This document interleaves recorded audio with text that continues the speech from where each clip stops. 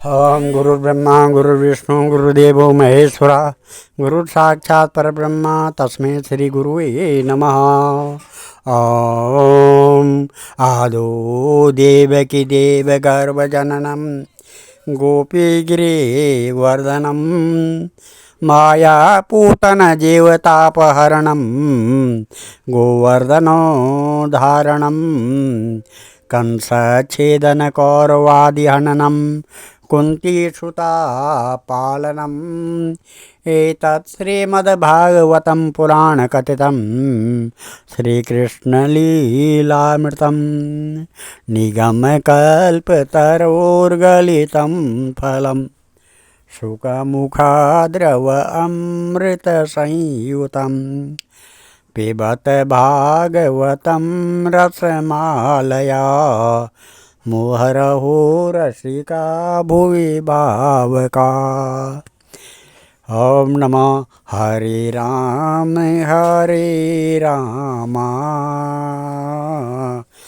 राम राम हरे हरे हरे कृष्ण कृष्ण कृष्ण हरे हरे। भगवान श्री कृष्णचंद्र के चरण कमलों में नतमस्तक होकर के भगवान श्री वेद व्यास जी और सुखदेव जी के चरण कमलों में नतमस्तक होकर के हम श्रीमद् भागवत महापुराण द्वितीय स्कंद के 7वें अध्याय को शुरू करने जा रहे हैं, जिसमें आज भगवान के लीला अवतारों का वर्णन है, जो इस प्रकार है।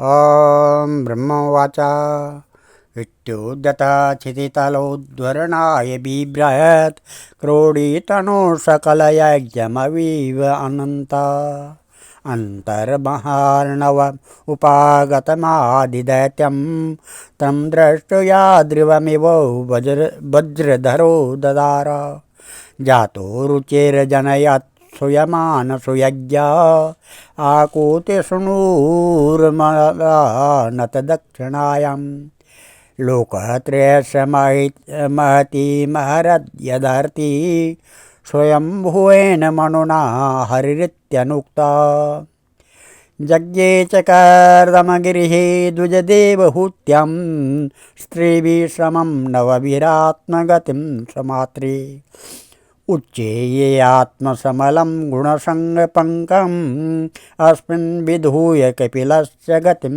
प्रपेदे अत्रेरपत्यमविकाङ्क्षत आह तुष्टो दत्तो मयाहमिति यद्भगवन् स दत्ता यत्पादपङ्कजपरागपवित्रदेहार् योगर्दिभियार् पुरभवी यदुहययाद्या तप्तं तपो विविधलोकशिक्षया मे आदोषणात् स्वतपसा सचतोषणाभूत् प्राकल्पसप्लवविनष्टमिहात्मतत्त्वं सम्यक् जगादमुनयो यदचक्षात्मन् धर्मस्य दक्षादुयतर्यजनिष्ठमूर्त्या नारायणो नर इति स्वतपप्रभाव दृष्टात्मनो भगवतो नियमावलोपं देव्यास्त्वनङ्गपृतना घटितुं न सेकु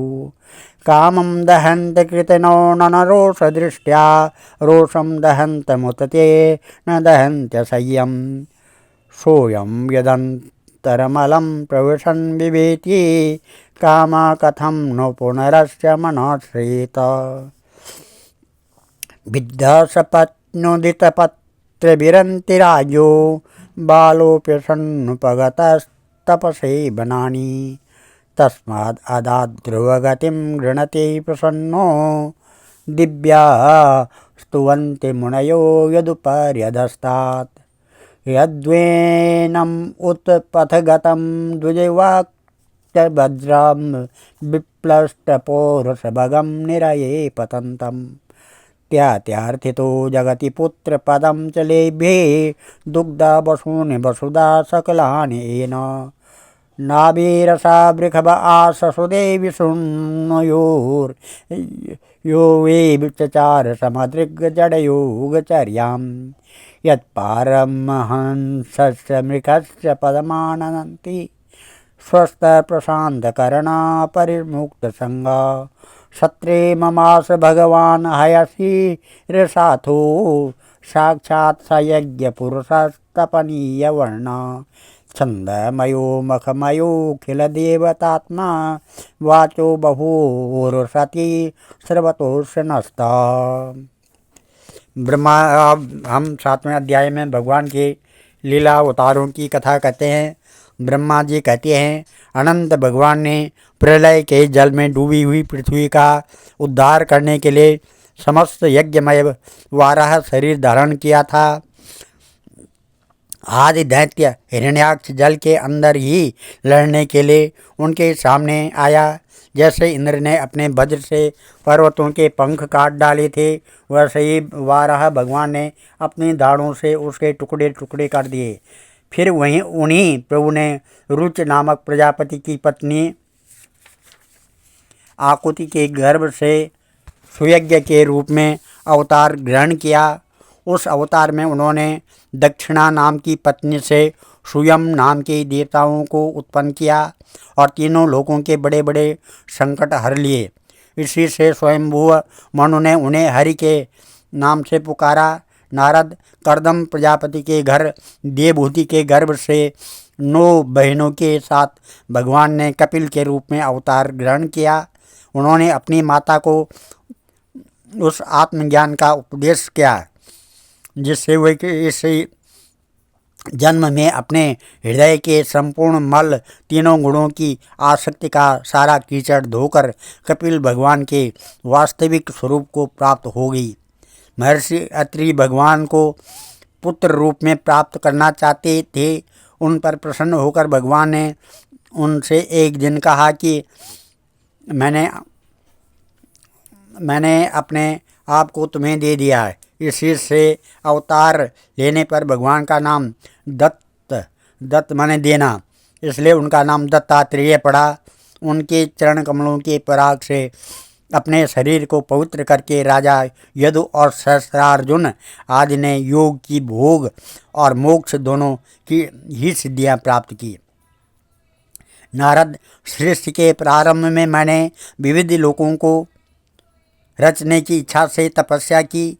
मेरे उस अखंड तप से प्रसन्न होकर भगवान ने उन्होंने तप अर्थ वाले सन नाम से युक्त होकर सनक, सनंदन, सनातन और सनत कुमार के रूप में अवतार ग्रहण किया। इस अवतार में उन्होंने प्रलय के कारण पहले कल्प के भूले हुए आत्मज्ञान का ऋषियों के प्रति यथावत उपदेश किया, जिससे उन लोगों ने तत्काल परम तत्व का अपने हृदय में साक्षात्कार कर दिया। धर्म की पत्नी दक्ष कन्या मूर्ति के गर्भ से हुए नर और नारायण के रूप में प्रकट हुए।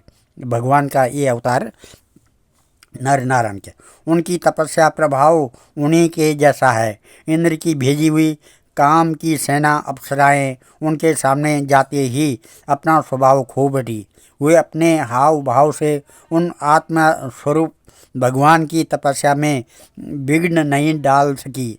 नारद, शंकर आदि महानुभाव अपनी रोष भरी दृष्टि से कामदेव को जला देते हैं, परंतु अपने आप को जलाने वाले असह्य क्रोध को वे नहीं जला पाते। वही क्रोध नर नारायण के निर्मल हृदय में प्रवेश करने के पहले ही डर के मारे कांप जाता है। फिर भला उनके हृदय में काम का प्रवेश तो हो ही कैसे सकता है। अपने पिता राजा उत्तानपाद के पास बैठे हुए 5 वर्ष के बालक ध्रुव को उनकी सौतेली माता सुरुचि ने अपने वचन बाणों से भेद दिया था, वचन बाण सुना दिए थे। इतनी छोटी अवस्था होने पर भी वे उस ग्लानि से तपस्या करने के लिए वन में चले गए। उनकी प्रार्थना से प्रसन्न होकर भगवान प्रकट हुए और उन्होंने ध्रुव को ध्रुव पद का वरदान दिया। आज भी ध्रुव के ऊपर नीचे प्रदक्षिणा करते हुए दिव्य महर्षिगण उनकी स्तुति करते रहते हैं। कुमारगामी बेन का ऐश्वर्य और पौरुष ब्राह्मणों के हुंकार रूपी वज्र से जलकर भस्म हो गया। वह नरक में गिरने लगा। ऋषियों की प्रार्थना पर भगवान ने उसके शरीर मंथन से पृथु के रूप में अवतार धारण कर उसे नरकों से उबारा और इस प्रकार पुत्र शब्द को चरितार्थ किया। उसी अवतार से पृथ्वी को गाय बनाकर और उन्होंने उससे जगत के लिए समस्त औषधियों का दोहन किया। राजा नाभि की पत्नी सुदेवी के गर्भ से भगवान ने ऋषभ देव के रूप में जन्म लिया।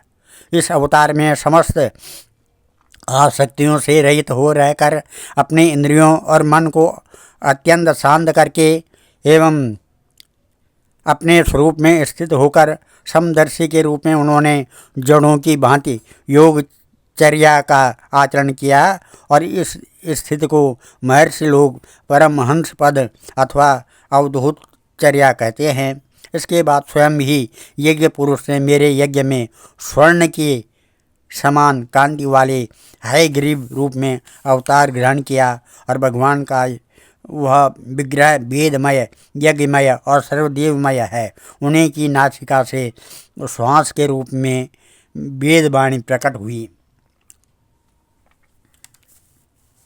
मत्स्ययुगांत समय मननोपलब्ध क्षोणिमयो निखल जीव निकाय केत विस्त्रंसितानुर्भये सलिले मुखान में आदाय तत्र विजहारः वेद मार्गान् क्षीरो ददावमरदान वयूत्थपानाम् उन्मत्थतामृतलब्धय आदिदेव पृष्ठेन कच्छपवपूर्वे दधार गोत्रं निद्राक्षणो नृपपरि परिवर्तकशाणकाण्डू त्रैविष्टपौर्भयः संसंगरूपं कृत्वा प्रमद्भ्रुकुटिदृष्टकरालवक्त्रं दैतेन्द्रमासु गदया विपतन्तमारा दूरो निपात विदधारनखे स्फुरन्तम्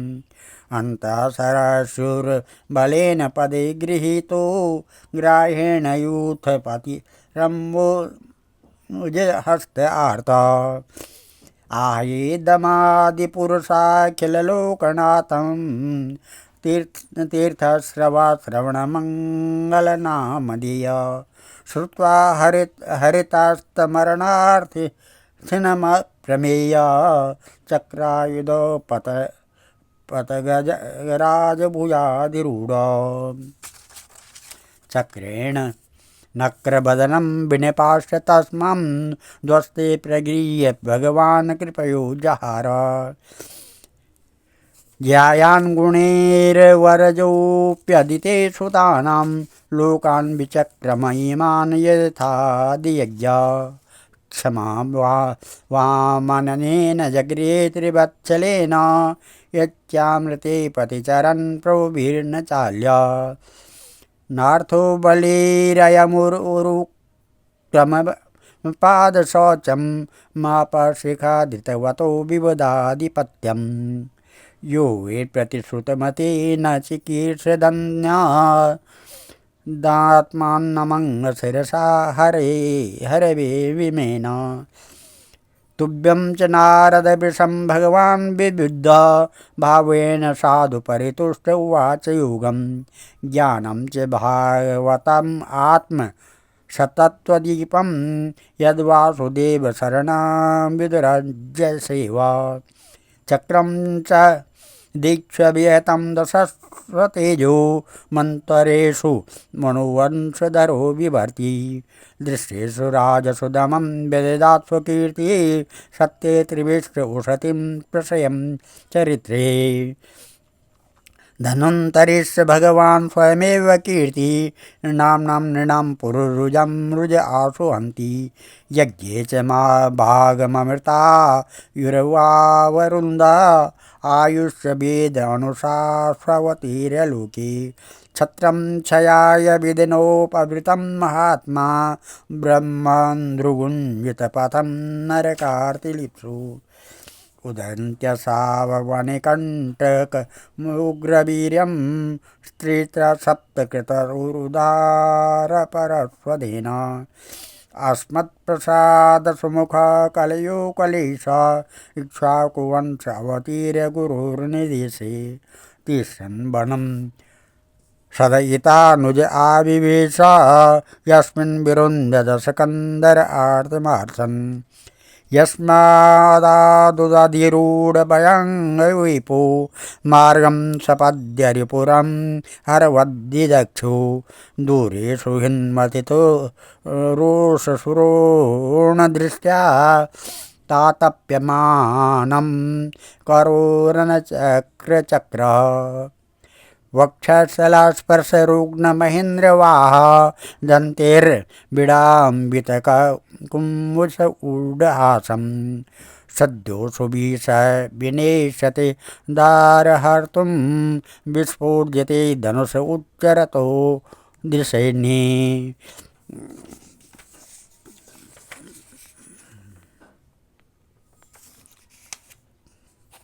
चाक्षुष मनंतर के अंत में भावी मनु सत्यव्रत ने मत्स्य रूप में भगवान को प्राप्त किया था। उस समय पृथ्वी रूप नौका के आश्रय होने के कारण वे ही समस्त जीवों के आश्रय बने। प्रलय के उस भयंकर जल में मेरे मुख से गिरे हुए वेदों को लेकर वे उसी में विहार करते रहे। जब मुख्य देवता और दानव अमृत की प्राप्ति के लिए क्षीर सागर को मथ रहे थे, तब भगवान ने कच्छप के रूप में अपनी पीठ पर मंदराचल धारण किया। उस समय पर्वत के घूमने के कारण उसकी रगड़ से उनकी पीठ की खुजलाहट थोड़ी मिट गई, जिससे वे कुछ क्षणों तक सुख की नींद सो सके। देवताओं का महान भय मिटाने के लिए उन्होंने नरसिंह का रूप धारण किया। फड़कती हुई भौं और तीखी दाढ़ों से उनका मुख बड़ा भयावना लगता था। हिरण्याकश्यप उन्हें देखते ही हाथ में गदा लेकर उन पर टूट पड़ा। इस पर भगवान नरसिंह ने दूर से ही उसे पकड़कर अपनी जांघों पर डाल दिया और उसके छटपटाते रहने पर भी अपने नखों से उसका पेट फाड़ डाला। बड़े भारी सरोवर में महाबली ग्राह ने गजेंद्र का पैर पकड़ लिया। जब वह बहुत थक कर वह घबरा गया, तब उसने अपनी सूंड में कमल लेकर भगवान से को पुकारा, है आदि पुरुष, है समस्त लोगों के स्वामी, है श्रवण मात्र से कल्याण करने वाले। उसकी पुकार सुनकर अनंत शक्ति भगवान चक्रपाणि गरुड़ की पीठ पर चढ़कर वहां आए और अपने चक्र से उन्होंने ग्राह का मस्तक उखाड़ डाला। इस प्रकार कृपा परवश भगवान ने अपने शरणागत गजेंद्र की सूंड पकड़कर उस विपत्ति से उनका उद्धार किया। भगवान वामन आदित्य के पुत्रों में सबसे छोटे थे, परंतु गुणों की दृष्टि से वे सबसे बड़े थे, क्योंकि यज्ञ पुरुष भगवान ने इस अवतार में बलि के संकल्प छोड़ते ही संपूर्ण लोगों को अपने चरणों से ही नाप लिया था। वामन बनकर उन्होंने 3 पग पृथ्वी के बहाने बलि से सारी पृथ्वी ले तो ली, परंतु इससे यह बात सिद्ध कर दी कि सन्मार्ग पर चलने वाले पुरुषों को याचना के सिवा और किसी उपाय से समर्थ पुरुष भी अपने स्थान से नहीं हटा सकते, ऐश्वर्य च्युत नहीं कर सकते। दैत्यराज बलि ने अपने सिर पर स्वयं वामन भगवान का चरणामृत धारण किया था।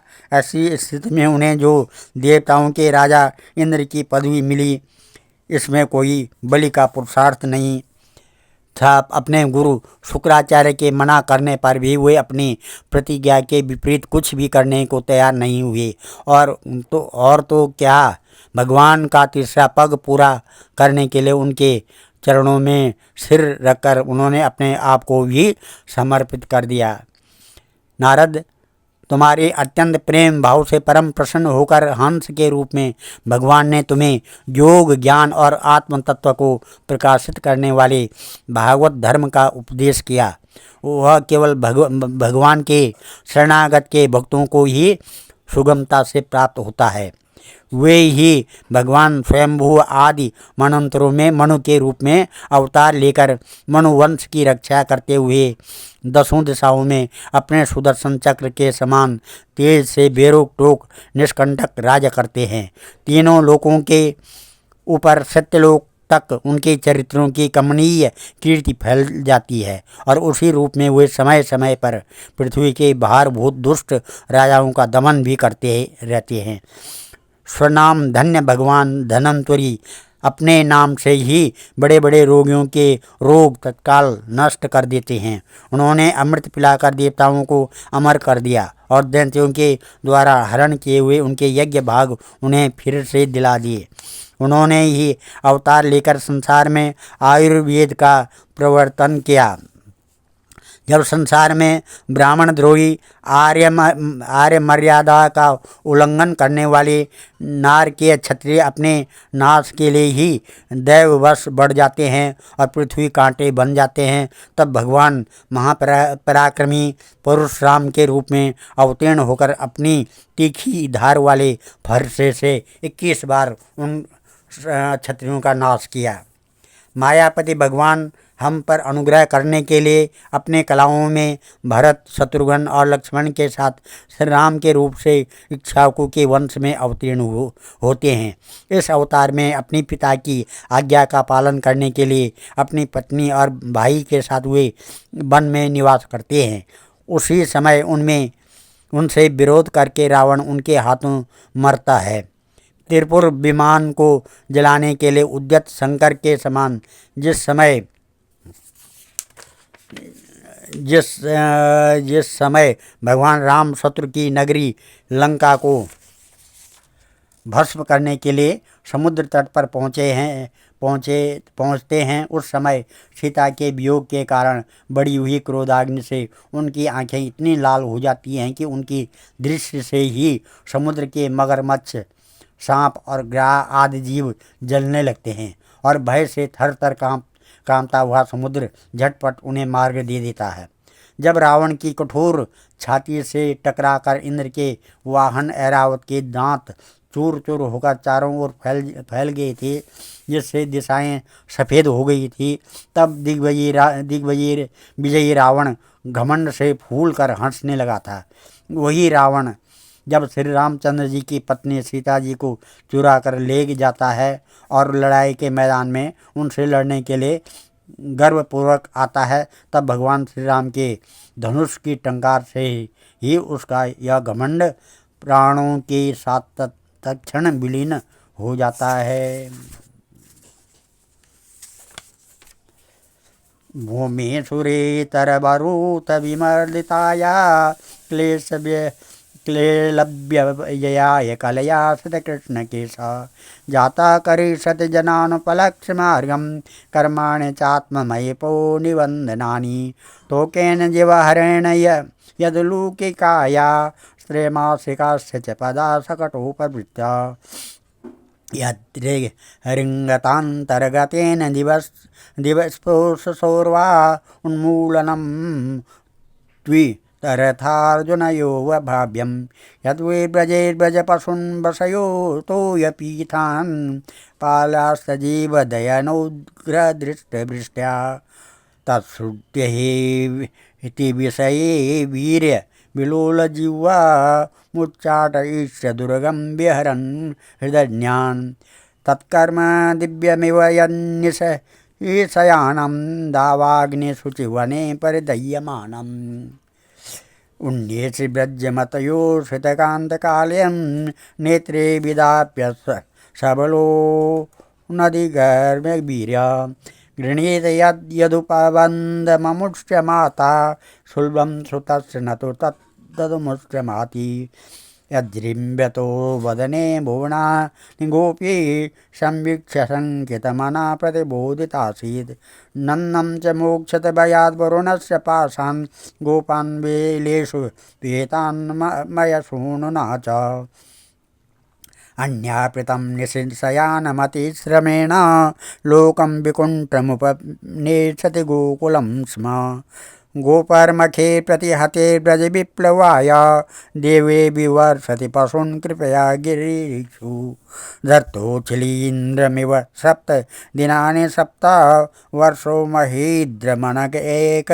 करे सलीलम्।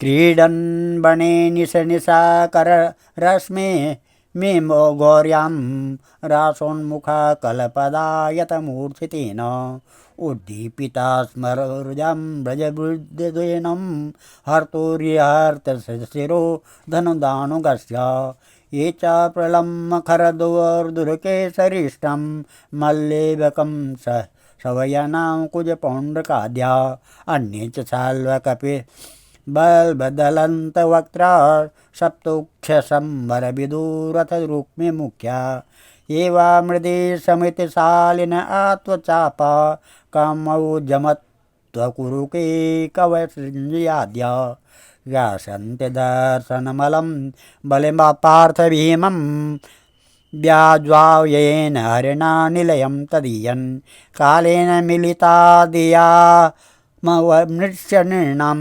स्तोकायुषं स्वनियमो व्रतदूरपागा आविर्यतस्त्वनुयुगं सयि सत्त्ववत्यां विदुरुमं विटपशो विभजिष्यति स्म देवादुषां निगमवर्त्मनि निष्ठितानां पुंभिर्मयेन भेताविरदृश्यतुर्भिः लोकान् घृतां मतिविमोहमति प्रलोभं वेषं विधाय बहुभाषत औपधर्म्यं यल्लप्येष्वपि शतं न हरे कथासु पाखण्डिनो द्विजना बृखलोऽनुदेवा स्वाहा स्वदा वखडयेत् स्म गिरो न यत्र शास्ता बहुष्यति कलेर्भगवान् युगान्ते सर्गे तपो अहं ऋषयो नवये प्रजेशा स्थाने च धर्ममखमन्वरमरावणेशा अन्ते त्वधर्ममहरन्त्यनुवशासुराध्या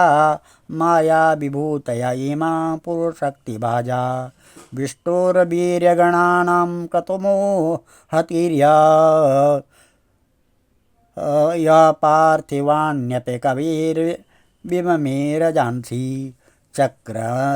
चस्कम्भ या स्वरं हसास्खलता त्रिपृष्ठं यस्मात्तत्साम्य सदनाद्दुरकम्पयाणाम् नान्तं विदाम्यहममी मुनयोऽग्रजास्ते मायाबलस्य पुरुषस्य कुतो परे गायन् गुणान् दशशतान् आदिदेवा शेषोऽधुनापि समवैष्यपि नास्य पारम्। जिस समय झुंड के झुंड दैत्य पृथ्वी के रोंद डालेंगे उस समय उसका भार उतारने के लिए भगवान अपने सफ़ेद और काले केश से बलराम और श्री कृष्ण के रूप में कला अवतार ग्रहण करेंगे। वे अपनी महिमा को प्रकट करने वाले कितने अद्भुत चरित्र करेंगे कि संसार के मनुष्य उनकी लीलाओं का रहस्य बिल्कुल नहीं समझ सकेंगे। बचपन में ही पूतना के प्राण हर लेना, 3 महीने की अवस्था में पैर उछालकर बड़ा भारी छकड़ा उलट देना, घुटनों के बल चलते चलते आकाश को छूने वाले यमलार्जुन वृक्षों के बीच में जाकर उन्हें उखाड़ डालना, ये सब ऐसे कर्म हैं जिन्हें भगवान के सिवा और कोई नहीं कर सकता।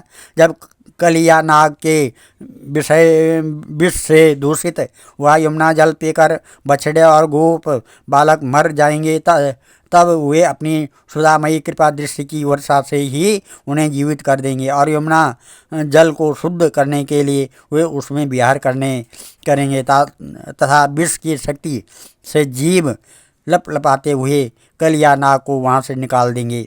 उसी दिन रात को जब सब लोग वहीं यमुना तट पर सो जाएंगे और दावाग्नि से आसपास का मूंज का वन चारों ओर से जलने लगेगा, तब बलराम जी के साथ वे प्राण संकट में पड़े हुए ब्रजवासियों को उनकी आंखें बंद कराकर उस अग्नि से बचा लेंगे।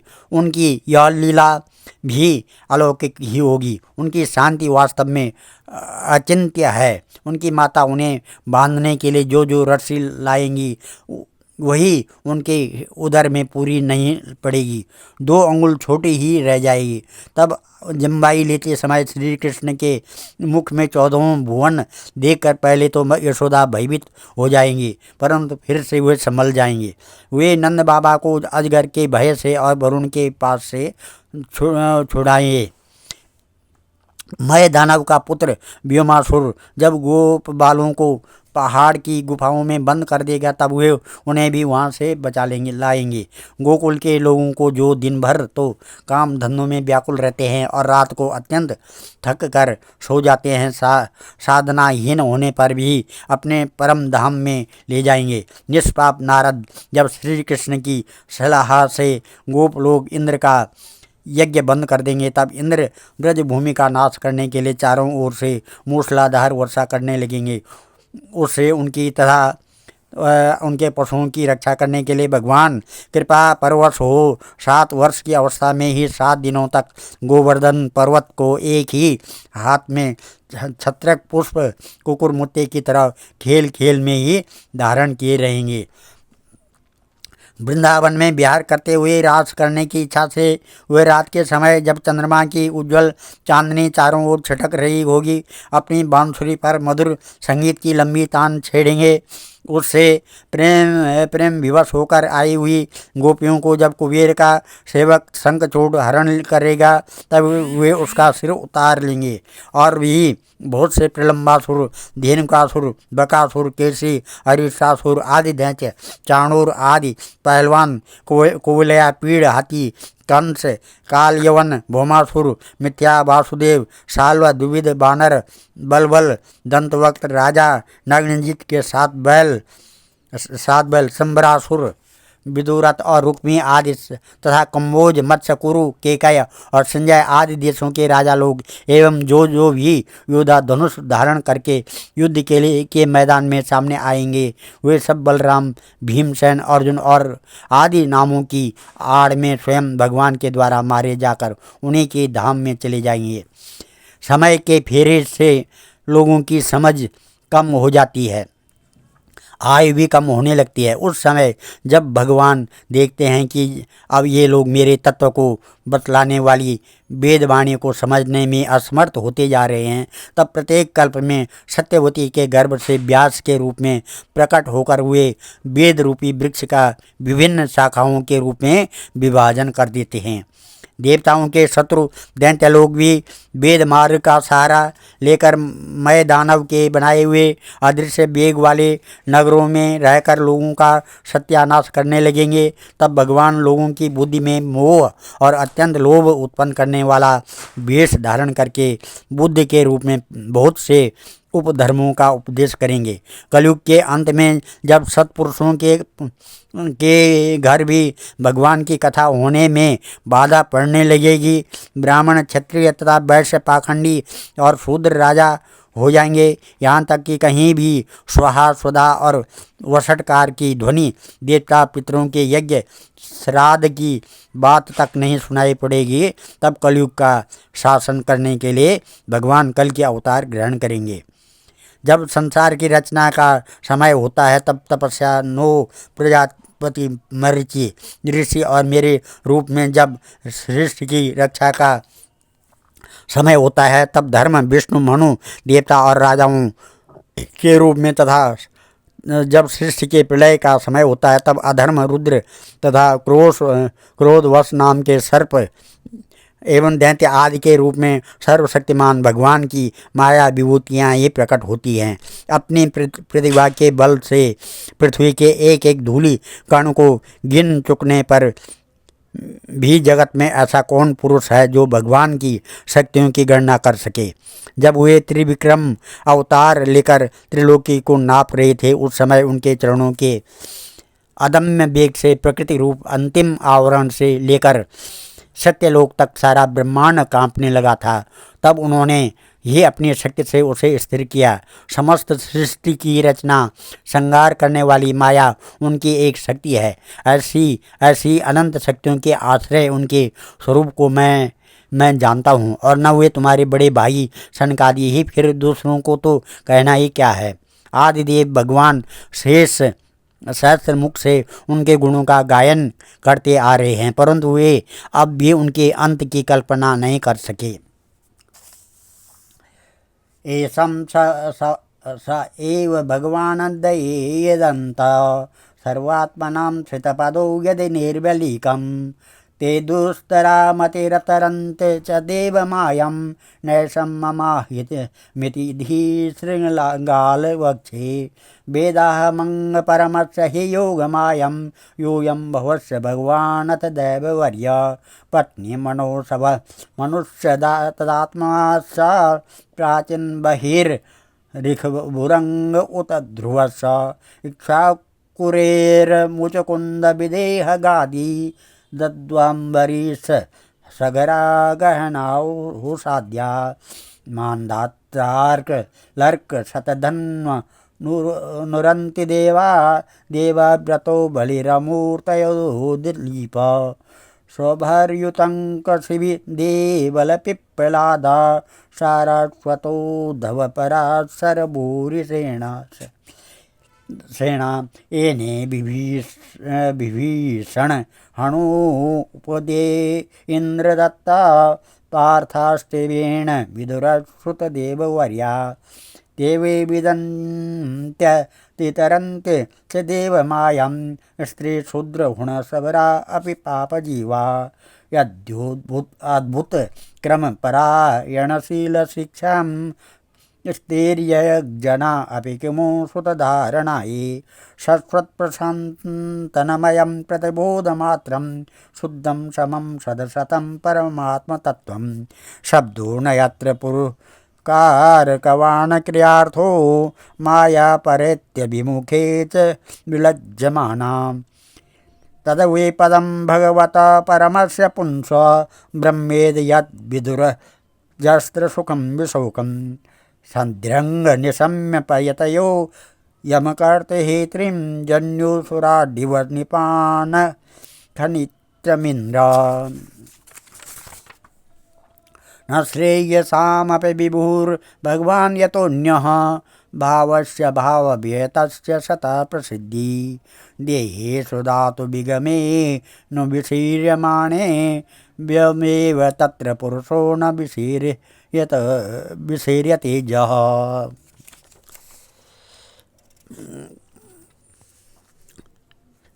जो निष्कंठ भाव से अपना सर्वस्व और अपने आप को भी उनके चरण कमलों में निछावर कर देते हैं, उन पर वे अनंत भगवान स्वयं ही अपनी ओर से दया करते हैं और उनकी दया के पात्र ही उनकी दुस्सर माया का स्वरूप जानते हैं और उसके पार जा पाते हैं।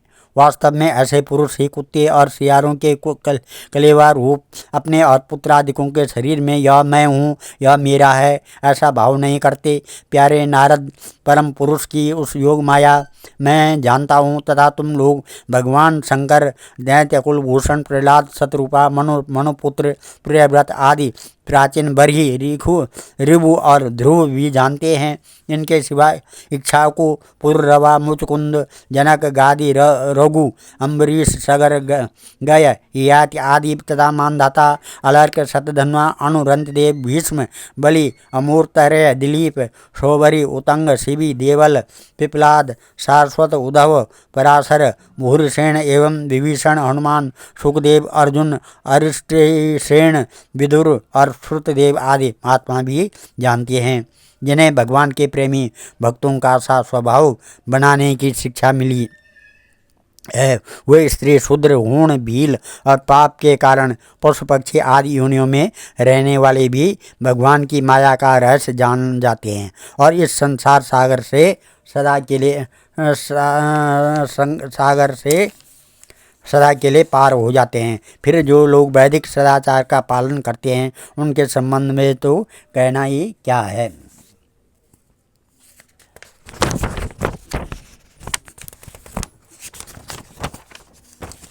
असत दोनों से परे है। किसी भी वैदिक या लौकिक शब्द की वहाँ तक पहुँच नहीं है। अनेक प्रकार के साधनों से संपन्न होने वाली कर्मों का फल भी वहाँ तक नहीं पहुँच सकता है, और तो क्या स्वयं माया भी उनके सामने नहीं जा पाती है, लज्जा कर भाग खड़ी हो जाती है। परम पुरुष भगवान का वही परम पद है। महात्मा लोग उसी का शोक रहित अनंत आनंद रूप ब्रह्मा के रूप में साक्षात्कार करते हैं। संयमशील पुरुष उसी में अपने मन को समाहित करके स्थित हो जाते हैं। जैसे इंद्र स्वयं मेघ रूप से विद्यमान होने के कारण जल के लिए कुआं खोदने की कुदाल नहीं रखते, वैसे ही वे भेद दूर करने वाले ज्ञान साधनों को भी छोड़ देते हैं। समस्त कर्मों के फल भी भगवान ही देते हैं, क्योंकि मनुष्य अपने स्वभाव के अनुसार जो शुभ कर्म करता है वह सब उन्हीं की प्रेरणा से होता है। इसी शरीर में रहने वाले पंचभूतों के अलग अलग हो जाने पर जब यह शरीर नष्ट हो जाता है, तब भी इसमें रहने वाली अजन्मा पुरुष आकाश के समान नष्ट नहीं होता है। सोयम ते वेतस्ताता भगवान विश्वभावना समासेन हिरेनान्द्या धन्यास्माद सच्चयत् इदं भागवतं नाम यन्मे भगवतोदितं संग्रहोऽयं विभूतीनां त्वम् एतद् विपुलीकुरु यथा हरो भगवती नृणां भक्तिर्भविष्यति सर्वात्मन्याखिलाधारे इदं संकल्प वर्णय मायं वर्णयतो मुष्यम् ईश्वराशानुमोदता शृण्वत श्रद्धया नित्यं मायात्मानमुह्यति। बेटा नारद, संकल्प से विश्व की रचना, ब्रह्मा जी कहते हैं कि बेटा नारद, संकल्प से विश्व की रचना करने वाली खड़ ऐश्वर्य संपन्न श्री हरि का मैंने तुम्हारे सामने संक्षेप से वर्णन किया। जो कुछ कार्य कारण अथवा भाव अभाव है वह सब भगवान से भिन्न नहीं है। फिर भी भगवान तो इससे पृथक भी है ही। भगवान ने मुझे जो उपदेश किया था वह यही भागवत है। इसमें भगवान की विभूतियों का संक्षिप्त वर्णन है। तुम इसका विस्तार करो। जिस प्रकार सबके आश्रय और सर्वस्वरूप भगवान श्री हरि में लोगों की प्रेममयी भक्ति हो, ऐसा निश्चय करके इसका वर्णन करो। जो पुरुष भगवान की अचिंत्य शक्ति माया का वर्णन या दूसरे के द्वारा किए हुए वर्णन का अनुमोदन करते हैं अथवा श्रद्धा के साथ नित्य श्रवण करते हैं, उनका चित्त माया से कभी मोहित नहीं होता है। आज हम इस अध्याय को यहीं पर विराम देते हैं। कल द्वितीय स्कंद के, भागवत पुराण के द्वितीय स्कंद के 8वां अध्याय करेंगे, जिसमें राजा परीक्षित के विविध प्रश्न हैं। सुखदेव जी से विविध प्रकार के प्रश्न कहते हैं।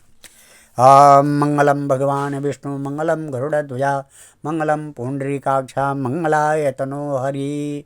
ओम नमः ध्येयं सदा परिभवग्न मविष्टदोहम तीर्थात् पदं शिवभिरञ्च नुतं शरण्यं भृत्यात्यं प्रणतपाल भवाब्धिपोतं वन्दे महापुरुषते चरणारविन्दं सर्वे